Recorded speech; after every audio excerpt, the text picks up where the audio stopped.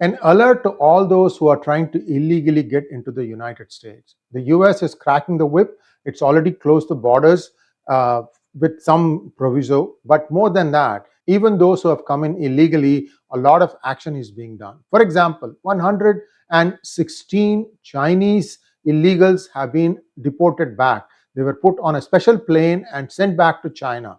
This might happen very well to India as well as to many other countries. I just want to tell all those who are being promised that they will be given a green card in Canada or in the United States. The truth is much, much farther from that. So please don't fall for these things. That's all the advice I can give you. But let us first take a look at what happened in the case of China, because there's an interesting Ecuadorian angle also to it. Here we go. So the United States deports a plane load of Chinese illegal immigrants. They had illegally entered the United States sometime in the past few years. There have been a couple of attempts by the United States to deport illegals back to China. Now, after 2018, there was one flight before that, and I'll come to that in just a moment. After 2018, this is the first time that 116 illegals have been put on a plane and sent back to China. They have had a lot of difficulties, that is the United States, because China was refusing to take back the illegals. The Chinese immigration has become a subject of intense political debate in the upcoming US presidential election. So what happened?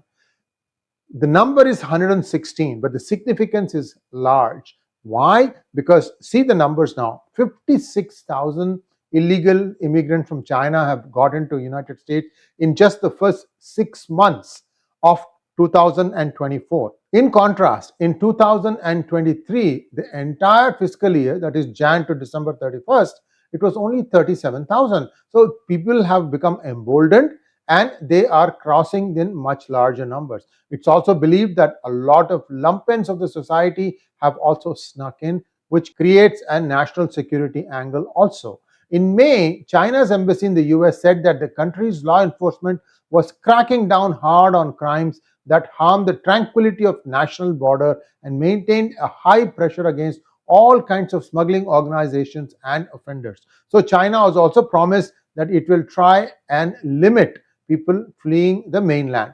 Asian advocacy organizations worry the rhetoric could encourage harassment of Asians while migrants claim they are escaping poverty and repression. Earlier this year, a charter flight carried a small but unknown number of deportees to the northeastern Chinese city of Shenyang, according to Thomas Cartwright, a witness at the border, an advocacy group that tracks deportation flights. But this was a Gulfstream 5 aircraft, and at the max it can carry like 14 people. So this was a very small number. Maybe it was a pilot program to make sure that the end-to-end process is working fine. We don't know, but at least the process has started. Homeland Security said they are working with China on more removal flights in the future, but did not give a timeline. Again, this all could be election rhetoric just to prove that the US has the will to deport. I think that out of the 56,000 odd that have come in the last few months, barely 200, 300 will go. I mean, this is the way it is. They'll just melt into the population. Who knows what all the other things are going to happen. If at least they can put the brakes on future illegal immigration, that itself would be a welcome step.